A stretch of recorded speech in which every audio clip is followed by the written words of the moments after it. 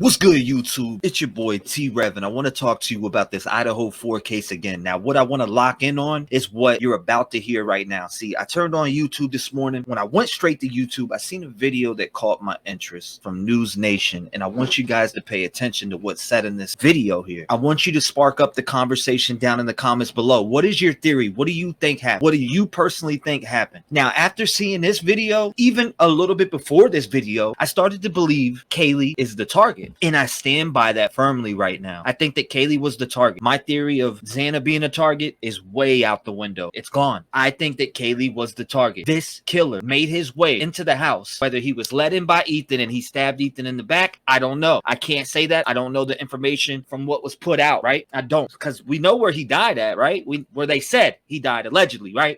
Now, you got to go to the second floor and make your way up. So you made a conscious decision to go up to the third floor. Now, supposedly from the injuries that Kaylee caught, yeah, it is definitely a targeted attack, and I wholeheartedly say that, and I'll say that to the day that they bring that man into the courtroom. And I say man because I think it's a man allegedly, but it could be a female, right? Let's just throw that out there, right? But no, I want you to drop your theories down in the comments below after you finish watching this video that I'm going to play. I hope you guys have a good day, and make sure you stop by my channel tonight when we go live, because we're going to spark up the conversation. We're going to get to talking. I want to bring some people up on panel. So if you want to be up on panel and come up and talk theories with me, make sure you come by tonight, because I will be live, Rev Gang. Yes, I will. News Nation has also learned Kaylee Goncalves' injuries were significantly more brutal than her friend Maddie. The two girls were found together in an upstairs room of that off-campus home, but not much else is known about the extent of their injuries, particularly the other two students who were killed in the floor below them. Joining me now to talk more about the investigation, Tracy Walder, a former CIA officer and FBI special agent, and Lauren Mathias, former news reporter and the host of the podcast Hidden, a true crime podcast. To you both, we appreciate your time this morning. There's a lot of new information coming out about the crime scene. Whether or not it's helpful or it further complicates the work for investigators is yet to be seen. But let's start with the new piece of information that Kaylee's injuries were significantly more brutal. Tracy, let me start with you. What does that tell you? Is that helpful information for investigators as they're trying to determine if she was perhaps the target? Thank you for having me, Morning. Yes, I think that that's incredibly important information. That's something I've said all along, and that's how they would differentiate whether this was a targeted attack or not, is that one victim may have had significant overkill more so than others. And since Maddie and Kaylee were known to be sleeping in the same bed at this time, it tells me that really Maddie may have just simply been in the way, more of a crime of opportunity, and Kaylee really would have been the target here. And I think that's very critical to investigators in terms of really figuring out what the motive was, who her inner circle was, or even just outside of that inner circle. So I think it helps them in terms of narrowing down the investigation because they do have this overabundance of evidence. Well, and Lauren, let me bring you in here, because when I talk about further complicating it, they're in Maddie's room. So if Kaylee was the intended target, these two girls, best friends, many describe them as being almost like sisters. They looked very much alike as well. It was in the middle of the night. It was likely dark.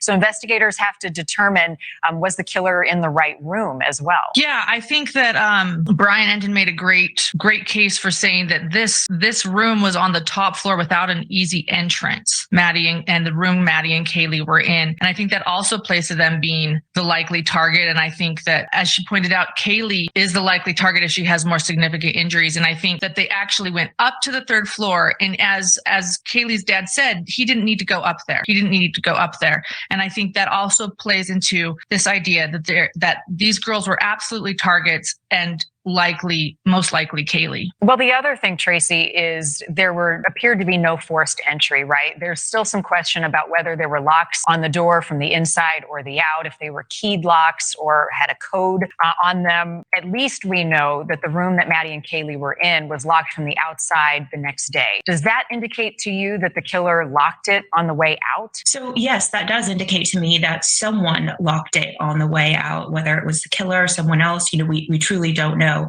I do fully agree, and this is sort of what I've said all along, particularly when going over the floor plan of the house.